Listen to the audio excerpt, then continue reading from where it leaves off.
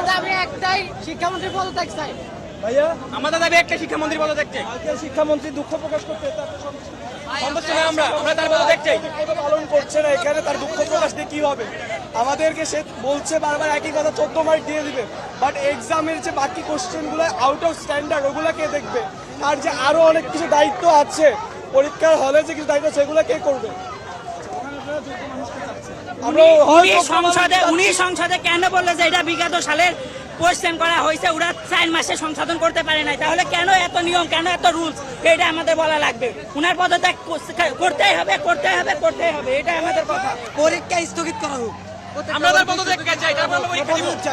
আমরা দরকার হয় পুনরায় পরীক্ষা দিব, তাও আমরা এই মিলনের কাছে পরীক্ষা দিব। আমরা চাইতেছি না অটো বাস, আমাদের অটো বাস লাগবে না, আমরা নির্ভরযোগ্য ভাবে পরীক্ষা দেবো, আমাদের এটা চাই। আর শিক্ষামন্ত্রী পদত্যাগ চাই, আমাদের একটাই দফা, শিক্ষামন্ত্রী পদত্যাগ চাই। ফার্মের মুরগি মিলন রি এক্সাম নিতে চাইছে, আমরা ওর কাছে নিয়ে